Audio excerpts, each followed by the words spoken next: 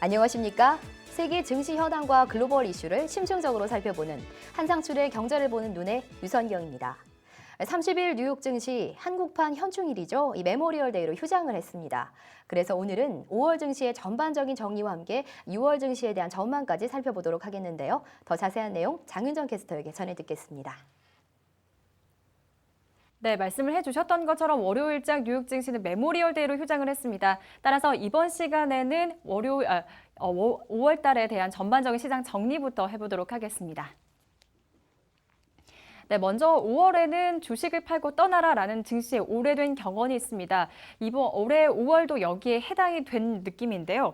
거래일을 하루 앞둔 지난주 금요일 뉴욕 증시 주간 단위로 4주 연속 하락하면서 15개월 만에 최장기간 하락세를 기록을 했습니다.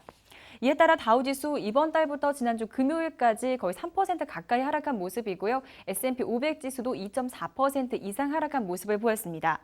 무엇보다도 투자자들이 이렇게 선뜻 나서지 못한 데는 여러 가지 악재가 산재되어 있기 때문이었는데요. 그리스의 유럽 재정 위기가 있었고요. 또 미국의 미국의 경기 회복 둔화 같은 소식이 지속되고 있는 가운데, 그리고 그동안 증시의 버팀목 역할을 했던 연준의 2차 양적 완화가 종료될 예정입니다. 여기에 투자자들은 주식 매수보다는 매도 쪽에 더 나선 배경인데요. 이 이유는 기업들의 실적에 대한 의구심을 품고 있기 때문입니다. 지난 1분기 미국 기업들의 실적은 상당히 양호한 것으로 나타났습니다. 하지만 유가가 치솟으면서 투자자들은 이런 분위기가 오래가지 못할 것이다 라고 내다보고 있는 모습입니다. 여기에 그리스 디폴트 가능성까지 제기가 되면서 유럽 재정 위기에 대한 불안감도 재차 높아지고 있는 상황입니다. 그 결과 이번 달 투자자들은 미 국채와 달러는 일단은 매입을 하고요. 주식과 상품과 같은 것은 이제 매도를 하는 이른바 리스크 오프 모드에 들어갔다고 분석이 나왔습니다. 이런 가운데 향후 증시에 가장 큰 영향을 미칠 최대 변수죠. 다음 달 6월 말로 종료가 예정된 2차 양적 완화 이야기인데요. 그동안 증시를 밀어 올렸던 것이 풍부한 유동성이었기 때문에 우선 주가가 하락을 할 것이다라고 예상하는 견해들이 시장에는 나오고 있습니다. 네, 참고로 1차 양적 완화가 종료됐을 때는 주가가 16% 하락한 바 있습니다. 이에 따라 투자자들 역시 지금 상황에서는 뚜렷한 방향을 잡지 못하고 있는 상황인데요. 따라서 향후에 추가적으로 발표되는 경제 지표, 그리고 유럽 재정 위기에 대한 해결책이 어떻게 나올지에 따라서 변동성이 더 커질 것으로 보입니다. 지금까지 뉴욕 증시에 대해서 정리해드렸습니다. 네, 장윤정 캐스터 잘 들었습니다. 네, 메모리얼 데이로 뉴욕 증시 휴장한 가운데 5월 증시에 대한 정리와 함께 6월 증시의 전망까지 살펴봤는데요. 좀 더 자세한 이야기 들어보겠습니다. 도움 말씀에 미래에셋증권 한상춘 부사장님이 나와 계십니다. 안녕하십니까? 네, 안녕하십니까? 네, 어떻습니까? 전망 또 어떻게 될까요? 예, 일단은 그 5월 달은 전형적인 약세장이고 네. 작년에도 아마 5월 달이 주가가 좀 상당히 안 좋았죠.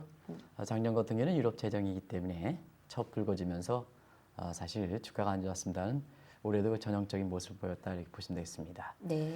앞서 주가를 떨어뜨렸던 여러 가지 재료에 대해서 얘기했기 때문에 사실 그 평가만 좀 말씀드리면 올 한 달 동안에 다우지수가 한 3% 정도 이렇게 떨어졌었는데요. 미국 3% 정도는 뭐 이렇게 미국 증시가 여러 가지 그 악재에도 불구하고 3% 정도 떨어진 건 굉장히 선방했다. 저는 개인적으로 그렇게 평가합니다. 네. 미국의 그 지수 자체가 사실 네 자리대, 다섯 자리대인가요? 다섯 자리대에 있는 데서 3% 정도는 일상적으로 하루에도 떨어질 수 있는 수준이다 이렇게 보시면 되겠는데요. 네. 이것이 이제 전형적인 약세장인 5월달에서 한 프로 정도는 굉장히 선방했다 이렇게 보시면 되겠습니다. 그리고 6월달 정도, 6월달이 지금 이제 아마 위기 이후에 가장 그 관심사가 되는 데가 아닌가 생각합니다. 일단 정책적으로 2차 양적 완화 정책의 시한이 6월 말로 돼 있기 때문에 또 FRB 입장에서는 지금 어느 정도 위기 극복에 이렇게 자신감을 갖고 더 이상 그 양적 완화 정책을 끌어가지 않겠다는 입장을 선언했기 때문에 네. 2차 양적 완화 정책이 종료된 이후에 증시 모습이 어떻게 될 것인가 하는 이 측면에서 관심이 될 거 이렇게 보이고요. 또 한 가지는 6월 달은 보통 하반기에 사실상 앞두고 있는 바로 전 달입니다. 그래서 뭐든지 그 하반기에 전략과 관련된 부분이 6월 달에 종료된다는 것은 잘 아실 거렇게 보이는데요. 네. 그런 관점에서는 투자자들이 장기 여름 휴가철 앞두고 어떠한 그 전략을 갖고 갈 것이냐 하는 측면도 6월 달 장수를 결정하는데 굉장히 중요한 요인이지 않냐 이렇게 보고 있습니다. 그리고 우리가 이제 지금 글로벌 증시 모습, 특히 미국 증시를 보면 역시 기업들의 실적이 가장 큰 변수가 될 거렇게 보이는데요. 7월에는 2, 4분기 기업들의 실적이 발표되는 어닝 시즌을 앞서서 6월 달에는 예상치가 발표되는 프리 어닝 시즌을 맞고 있습니다. 네. 그래서 프리 어닝 시즌에 소위 그 상징성이 큰 기업들 같은 경우, 예를 들어서 처음 그 발표하는 알코올이든가, 그 다음에 지금 전통적인 제조업들이 어떻게 기업들의 실적이 나오냐가 굉장히 관심사거든요. 왜냐하면 미국도 그 중하위 계층의 대선 앞두고 사실상 이쪽의 그 체감 경기 여부에 따라서 굉장히 표심을 좌우하기 때문에 미국의 그 경제 정책도 산업 정책의 측면에서는 이런 그 전통적 제조업을 굉장히 선호하는 입장이고 여기 의미를 부여하기 때문에 종전과 달리 전통적 제조업의 기업들의 실적이 어떻게 나오느냐 하는 이런 관점에서 가장 첫 번째 발표는 알코아의 기업들 실적이 상당히 중요하다는 걸 말씀드리고요. 예. 또 한 가지는 지금 원자재 가격이 많이 올라 있기 때문에 원자재 가격이 올라온 상태에서 시장의 상징성이 큰 것이 에너지와 관련된 주식들입니다. 그래서 업종별로 보면 에너지와 관련된 기업들 실적이 과연 어떻게 나올 것인가 하는 측면, 그리고 아무래도 지금은 증강현실 시대를 맞아서 역시 IT와 관련된 업종 중에서 관심이 되는 구글이라든가 그다음에 마이크로소프트라든가 이런 또 업종들의 주식이 어떻게 나올 것이냐 이런 것이 아마 이번 다음 달에 미국의 그 주가 모습을 좌우할 거렇게 보이는데요. 네. 이 중에서도 그 기업들 실적이 어떻게 나올 것인가 하는 측면이 가장 큰 관심이 되지 않겠나 이렇게 보고 있습니다. 참고적으로 지난해 같은 경우에도 5월에 전형적인 약세장을 보인 이후에 사실상 프리 어닝 시즌을 맞아서 2분기의 기업들 실적이 예상외로 좋게 나옴에 따라서 당시에도 유럽 재정위기 문제 지금과 똑같죠. 그 다음에 출구 전략 얘기 그대로 나왔죠. 네. 지금과 같은 똑같은 상황에도 불구하고 기업들의 실적이 예상치보다 좋게 나옴에 따라서 사실 주가를 끌어올린 배경이 됐다 이렇게 보시면 되는데요. 네. 이번에도 과연 어떻게 될 것이냐 하는 측면에서 보면 앞서 그 국제유가라든가 원자재 가격이 상승하는 이런 측면에 들어서 기업들 실적이 상당 부분 안 좋게 나오지 않겠느냐 하는 이런 시각을 갖고 있습니다는 대체로 보면 전통적 제조업의 이렇게 코스트 푸시 측면에서 원자재 의존 비용이 높은 이러한 그 기업들은 실적이 좀 악화될 거로 봅니다. 왜냐하면 2분기에 프레시 크래시 현상이 나올 정도로 굉장히 원자재 가격이 강세를 보였었기 때문에 네. 그러나 다른 한편으로는 원자재와 관련된 수요 업종들이 상당히 많습니다. 특히 미국 같은 경우에는 원자재 관련된 수요 업종들이 상당히 많은데요. 이런 기업들은 또 2분기에 그 원자재 가격이 상당히 높은 점을 감안해 볼 때 또 기업별로 그 실적이 개선될 수 있는 요지는 충분히 있다 이렇게 보여지거든요. 그렇군요. 그리고 IT와 관련된 업종은 뭐 전통적으로 원자재와 관련된 업종은 아니기 때문에 사실상 IT와 관련된 수요라든가 이런 부분이 교체가 어떻게 될 것이냐 하는 이 측면인데요. 대체로 본다면 그들의 기업들의 그 실적 전반적으로 놓고 본다면 사실상 그렇게 악화되지는 않을 거로 이렇게 보고 있습니다. 그래서 6월에도 보면 월가에서 나오는 얘기들을 보면 일부 고질적인 비관론자에 해당되는 루미니 교수라든가 이런 사람들은 최근에 경제 지표가 좀 안 좋은 틈을 타서 다시 비관론을 이렇게 하고 있습니다는 사실 뉴욕 증시에서 받아들이는 분위기는 예전에 그 3년 전에 루니엘 교수가 이렇게 얘기할 때는 주가 하락폭이 상당히 컸습니다는 네. 지금은 뭐 이 양반이 이렇게 얘기하더라도 이분이 얘기하더라도 사실상 이 양반이 얘기하는 것을 이제 제가 하는 얘기는 왜 그러냐면 지난 3년 동안 사실 이렇게 주가가 올라갈 때마다 상당히 고질적으로 비관론을 해서 우리 투자자들을 사실 그 주가가 890에서 2100 가는 이런 과정에서 주식을 못 사게 했던 이런 측면이기 때문에 네. 개인적으로 좀 이렇게 우리 증시라든가 한국경제 발전 투자자의 재산을 위해서 좀 이렇게 좀 격한 감정이 있는 것 같습니다. 그래서 항상 이제 루니엘 교수 얘기할 때는 뭐 우리나라 말로는 그렇게 나쁜 의미는 아닌데 이 양반 뭐 이렇게 얘기를 하는데요. 네. 갑작스럽게 입에 이렇게 체질화되다 보니까 그런 얘기를 했음을 이렇게 시청자분한테 양해를 좀 구해드리겠습니다. 네. 아무튼간에 또 이번에도 이렇게 경제 지표가 좀 부진할 때 다시 또 어려운 얘기를 하는데요. 대체로 월가의 분위기는 그렇게 받아들이지 않는 것 같습니다. 워낙 많이 틀려왔기 때문에요. 네. 워낙 얘기할 때마다 틀려왔기 때문에 이분이 얘기할 때 월가의 그 지수에 그 반영하는 시장 참여들의 반응 정도로 보면 굉장히 약화되어 있다 보시면 됐습니다. 결과적으로 6월 장세는 프리 어닝 시즌 맞아서 여러 가지 변수 중에서 가장 중요한 것이 역시 2차 양적완화 형태는 종류의 우려보다는 네. 기업들의 실적이 예상치가 어떻게 나오느냐 이게 관건이 되지 않겠나 이렇게 보고 있습니다. 네, 6월의 프리 어닝 시즌 또 기대해봐도 좋을 것 같습니다. 자세히 살펴봐야겠죠. 네, 좀 그렇습니다. 이따 또 다른 주제로 다시 모시도록 하겠습니다. 네. 네, 다음으로 이머징 마켓인 브릭스 시장의 움직임입니다. 30일 중국 증시 중국 당국의 추가 긴축 우려 때문에 하락을 했는데요. 이로써 8일째 연속 하락세를 거듭하고 있습니다. 더 자세한 내용 살펴보겠습니다. 장윤정 캐스터. 네, 이머징 마켓 살펴보겠습니다. 네, 최근 들어서 중국 증시의 하락세가 두드러진 모습입니다. 말씀을 해주셨던 것처럼 거래일 기준으로 8일 연속 하락세를 지속하고 있는데요. 먼저 어제장 마감 종가부터 확인하겠습니다. 네, 상하이 지수 어제장에서 0.13% 하락한 2,706포인트에서 거래를 마친 모습입니다. 중국의 소비자 물가 상승률이 4월 5.3%를 기록을 했는데요. 여기에 또 식료품과 원자재 가격 상승 때문에 올해 여름까지 이런 물가 상승률이 고공행진을 계속할 것이다라는 이런 시각들이 나오고 있습니다.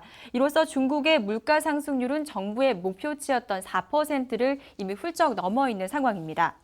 이에 따라 상하이의 한 신문사에 따르면은 다음 달 금리 인상 가능성이 제기된다라고 보도했습니다. 따라서 부동산 개발주가 하락하는 모습이 연출됐습니다. 최대 부동산 개발업체 완커가 1.3% 내렸고요. 또 폴리 부동산도 3% 가까운 하락세를 기록했습니다. 또 사니중공업은 전력난에 따른 생산 저하로 인해서 하락한 모습을 보였고요. 또 원자재와 금속주도 전반적으로 약세 흐름을 이어갔습니다. 계속해서 홍콩 H지수 보겠습니다.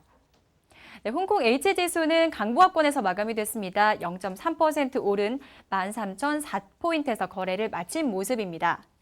네, 뉴욕 증시 강세에 이어서 홍콩 증시에도 그대로 매수세가 시장에 유입된 모습인데요. IT, 금속, 금융 전반적인 업종이 강세를 나타냈습니다. 하지만 추가적으로 긴축에 대한 우려감이 나타났기 때문에 그 상승폭은 크지는 않았습니다. 계속해서 인도 증시 보겠습니다. 네, 인도 증시 0.1% 약보합에서 거래를 마쳤습니다.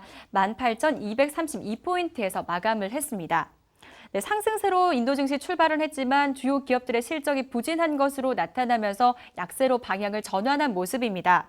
마힌드라의 마힌드라와 그리고 힌달코 인더스트리즈 역시 기업 실적이 부진하게 나타난 영향으로 하락을 하면서 지수 약세를 주도한 모습 연출했습니다. 계속해서 러시아 지수 보겠습니다. 네, 러시아 지수 0.4% 올랐습니다. 1,865포인트에서 거래를 마친 모습입니다.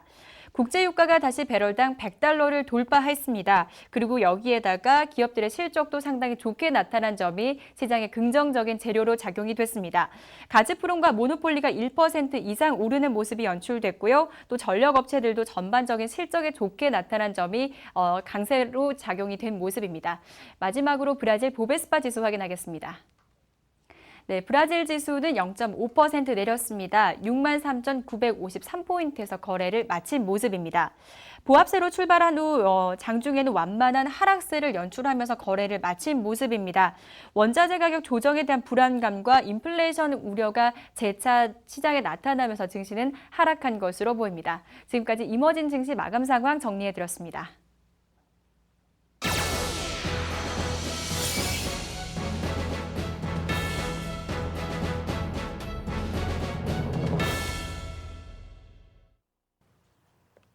네, 최근 들어 미국을 비롯한 선진국들의 국채 수익률이 일제히 하락하고 있습니다.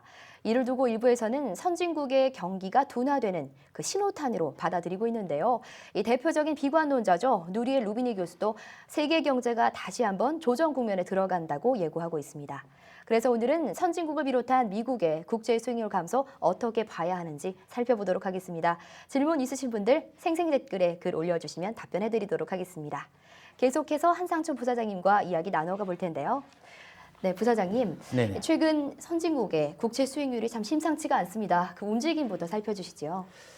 대부분 그 예측 기관들은 연초에 선진국의 수익률이 좀 올라가지 않겠느냐 이렇게 이제 예상을 봤습니다는 네. 최근에 그 선진국들의 그 국채 수익률은 일제히 그 동반 하락세를 보여서 연초 전망과 엇갈리는 이런 쪽으로 움직이고 있는데요.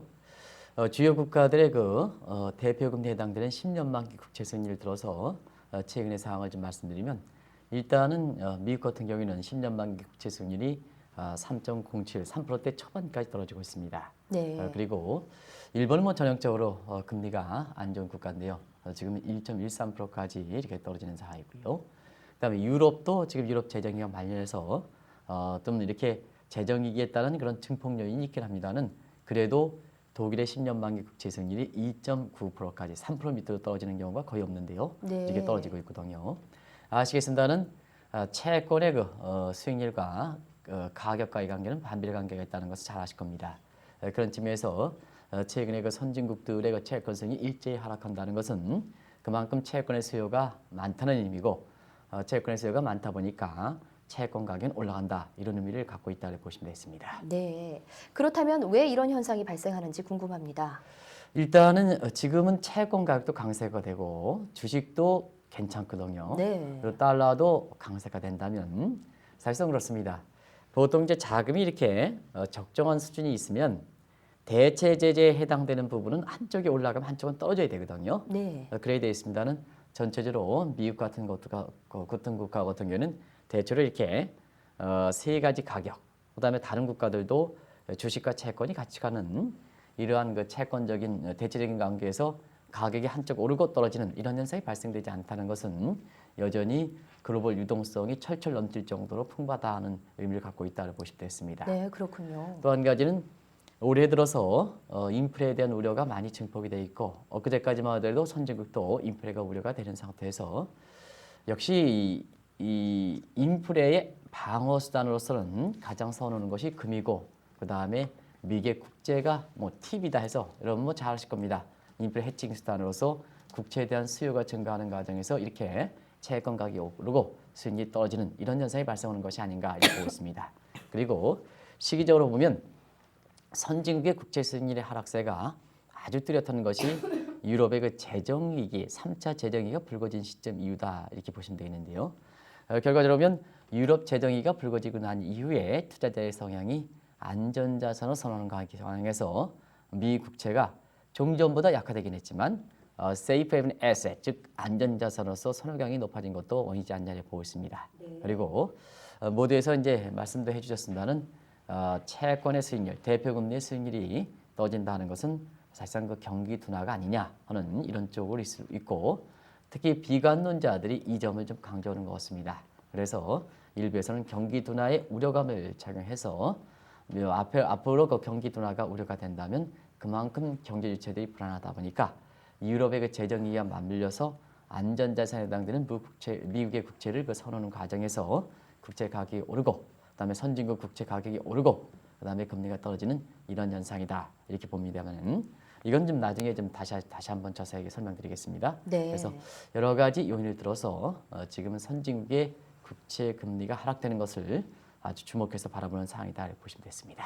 네, 그렇다면 이 선진국의 경기가 둔화되는 그 국면으로 좀 봐야 합니까? 어떻습니까? 우리가 이제 10년 만기 국채 수익률 이렇게 하나 가지고 수익률이 떨어진다 해서 이것을 경기 둔화로 보면은 안 된다 이렇게 보시면 되겠습니다. 네. 항상 정부가 국채 금리를 끌어내리기 위해서 기준금리를 떨어뜨리는 이런 측면도 있거든요. 그래서 이게 정책적으로 떨어지는 건지 아니면 진짜 경기가 둔화돼서 떨어지는 건지 이런 것은 아무래도 하나의 지표만 가지고 볼 수는 없고 네. 장단기 금리 간의 스프레드 가지고 판단한다 하는 것은 경제 식견이 높으신 그 시청자분께서들은 대체로 아실 거로 이렇게 봅니다.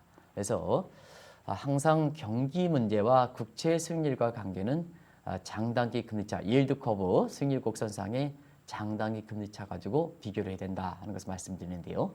지금 선진국의 기준금리는 전부 0%에 해당됩니다. 그래서 기준금리에 연동되는 단기금리 같은 경우는 아주 낮은 수준이거든요. 그런 관점에서 볼 때 장단기간의 금리차가 단기금리가 낮고 장기가 높은 단저 장고의 정상적인 일드 커브가 형성될 때는 이는 경기 회복이다 하는 것은 아마 시청자 여러분 잘 아실 그렇게 보이고요. 네. 그다음에 경기 둔화가 우려가 된다는 것은 사실 단기 금리가 오히려 높고 장기보다 낮은 단고 장제의 수익률 곡선상의 역수익률 곡선이 형성되면 이것은 경기가 침체된다는 의미를 갖고 있다고 보시면 됐습니다. 그래서 항상 장기 금리가 떠지는 거 이것만 가지고 판단하시면 안 된다 하는 것을 말씀드립니다. 단기 금리에 항상 비교를 하는 시각이 중요하다 하는 것을 말씀드리는데요. 네. 지금 앞서도 말씀드린 것 같이 단기 금리 아주 낮습니다.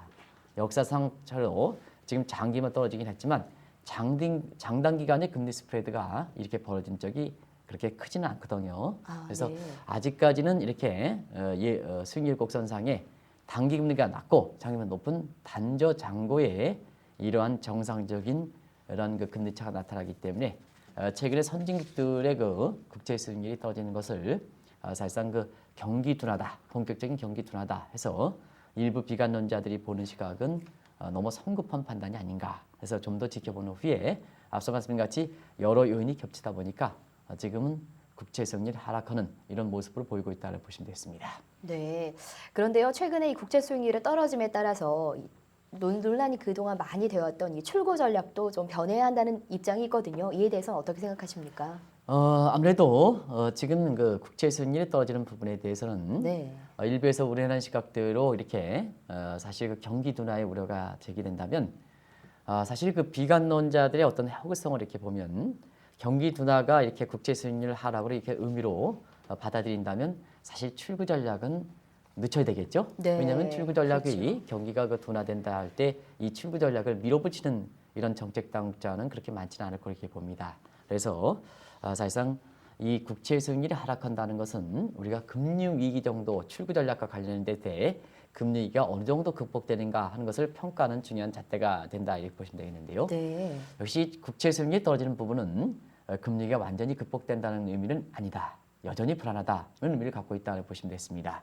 그런 관점에서 지금 출구 전략 관련해서 정책 시한이 만료가 되는 것은 시장 상황을 그렇게 크게 흔들어 놓지 않은 상태에서 유동성 공급을 더 이상 이렇게 진행되지 않는다 하는 측면에서 사실상 소극적인 매출구 전략이라는 것을 말씀드린 적이 있습니다. 네. 그래서 지금은 국채 수익률이 하락하는 부분이 완전히 극복된 상태이기 때문에 정책의 일관성을 유지하는 것은 굉장히 중요하다는 것을 말씀드리고요.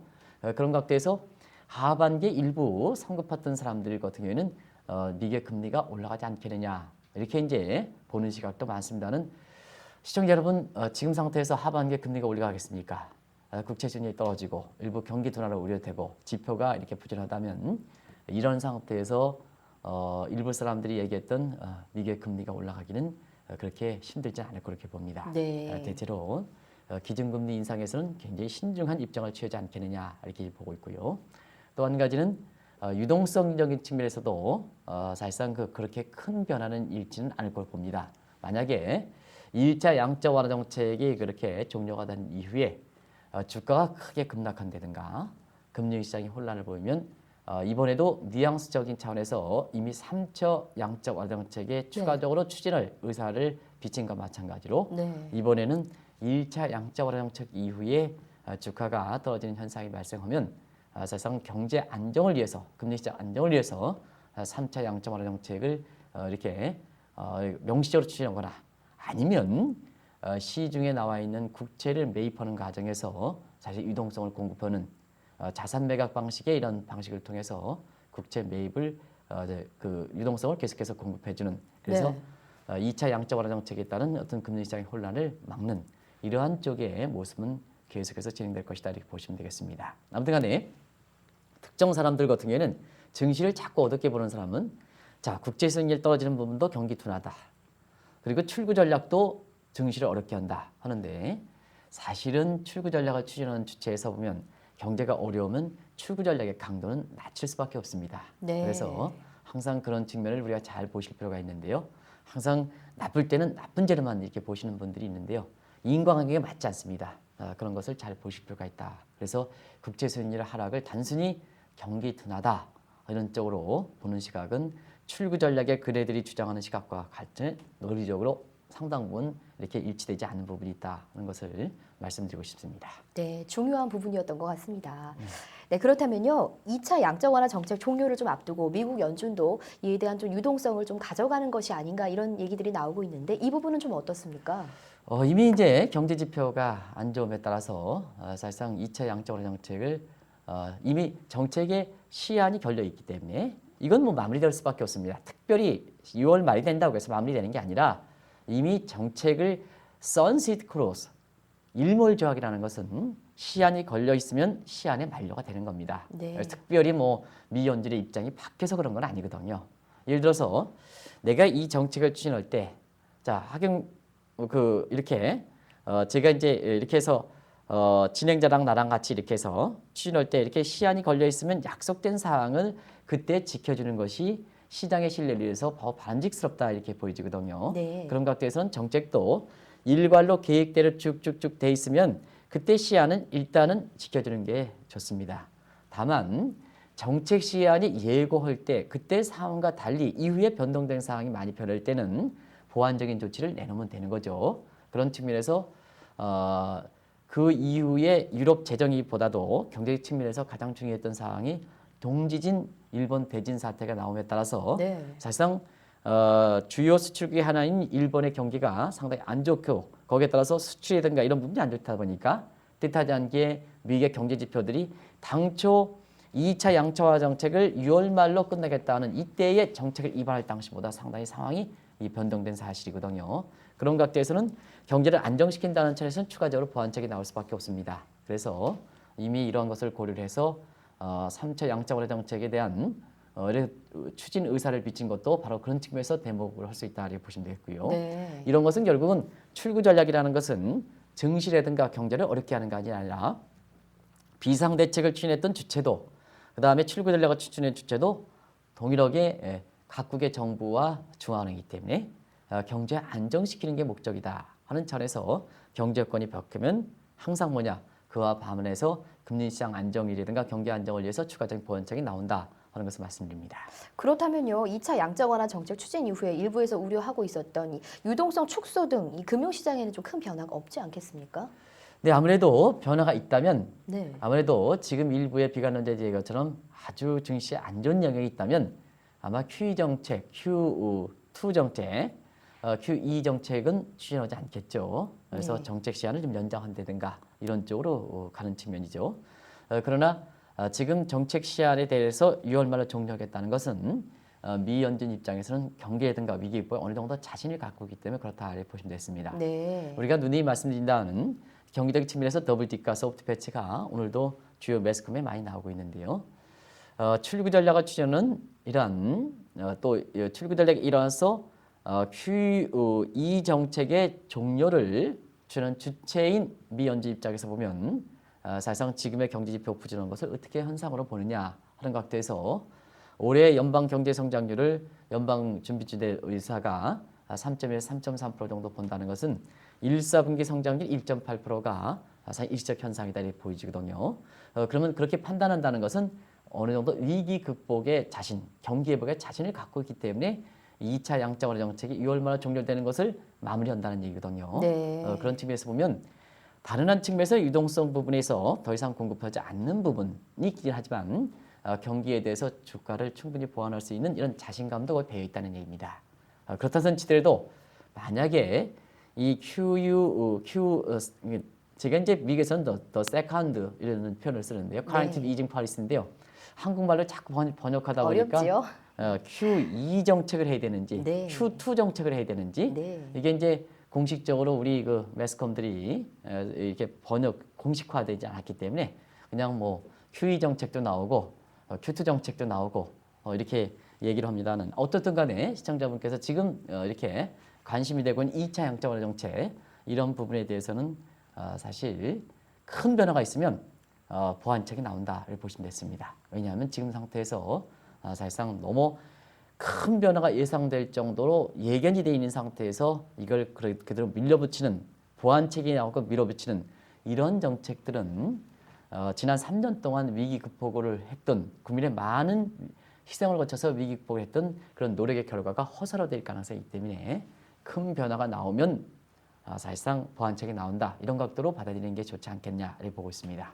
그래서 단순히 이렇게 국채 수익률이 떨어지는 부분 이런 부분을 이렇게 Q2 정책 2차 양적의 종료와 함께 몰아가는 이런 식으로 보는 시각은 좀 잘못되어 있다는 것을 말씀드립니다. 네, 그렇다면 마지막 질문입니다. 한국을 비롯한 신흥국 입장에선 어떨까요? 간략하게 말씀 부탁드립니다. 지금 국채 수익률이 떨어지는 부분은 우리 입장에서는 그렇게 뭐 경기 둔화했단가 이런 쪽으로 이해하는 시각들이 보면은 증시를 어둡게 할 수 있는 측면이 있습니다는 네. 사실 외국인 자금 동향으로 볼 때는 우리 측에 유리한 측면도 있습니다. 왜냐하면 미국의 퀘리 자금이라든가 이런 자금들은 기준금리, 정책금리가 기준이 되는 게 아니라 대표금리가 기준이 되거든요. 그런 네. 관계에서 보면 미국의 대표금리가 떨어진다. 그다음에 선진국의 대표금리가 떨어진다. 유럽의 대표금리가 떨어진다 하는 것은 지금 국제 간의 금리 차를 이용해서 이렇게 이동하는 자금들을 캐리 자금이다 하는 것을 잘 아실 거로 보는데요. 네. 미국의 대표금리가 떨어진다는 것은 미국에서 자금을 차입할 때, 또 엔화 자금을 차입할 때, 그다음 유럽에서 유로 자금을 차입할 때 차입 코스트가 떨어진다는 의미입니다. 그런 측면에서 신흥국들은 지금 물가를 잡기 위해서 금리를 올려가는 측면이 있는데요. 그러면 사실 외국인들이 한국 증시에 유입될 수 있는 여건 자체는 이렇게 소위 파지티브 캐리 트레이드, 미국에서 자금이 차입해서 한국으로 다시 오는, 일본에서 자금 차입해서 오는 이런 파지티브 캐리 트레이드 여건은 이렇게 더 형성된다고 이렇게 보여지거든요. 그런 각도에서는 사실 경기 둔화에 대한 우려보다 둔화에 대한 우려 시각에 있어서는 장단 기간의 금리 스프레드 가지고 판별하는 시각, 당김도 같이 감안해야 된다는 시각을 하나 제시하고, 두 번째는 사실 국제 간 자금에서 외국인 자금이 지금 국내 증시에 가장 관심이 있는데요. 네. 캐리 자금의 성격을 많은 점을 감안해 볼 때 선진국의 대표 금리가 떨어진다는 것은 그만큼 신흥 국가의 금리 차가 더 벌어져서 사실상 외국인의 자금이라든가 이런 자금이 들어올 수 있는 여건 자체는 더 형성된다 하는 측면에서 어떠한 모습이든 간에 비관론자들이 어떤 특정 현상을 위해서 몰아가는 이런 시각보다는 모든 현상이라는 건 경제 현상은 양면성을 지니고 있습니다. 그래서 네. 제가 방송을 이거 통해서 여러분한테 개인적 시각을 이렇게 대신에 줄이고 양면적인 차원에서 시청자분이 판단을 하실 수 있게끔 항상 경제 현상에 대해서 부정적 측면과 긍정적 측면을 동시에 말씀드리는 것은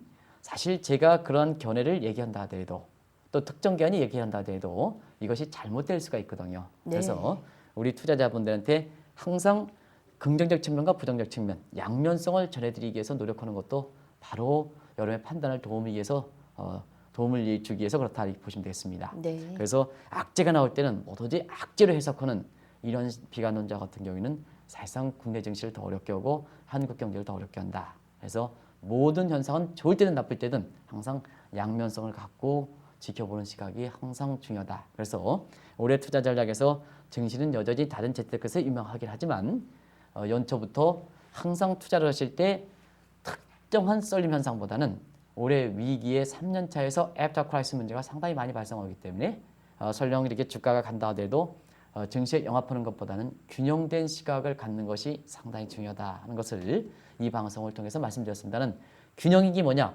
균형이 긍정적 측면과 부정적 측면이기 때문에 그런 그 균형이라는 시각이 나오는 겁니다. 이런 시각을 잘 유지하시면 설령 뭐 6월 달에 우리가 일부 예측 기관이 예측한 대로 다른 쪽에 움직인다 하더라도 균형된 시각을 갖고 투자 전략을 하시는 분은 크게 어려움을 겪지 않고 이렇게 갈 수가 있다는 것을 말씀드립니다. 네, 오늘도 정말 좋은 말씀 많이 해주셨는데요. 내일도 좋은 말씀 기대하겠습니다. 고맙습니다. 네, 고맙습니다. 네, 저희가 준비한 소식은 여기까지입니다. 저희는 내일 다시 찾아뵙겠습니다. 고맙습니다.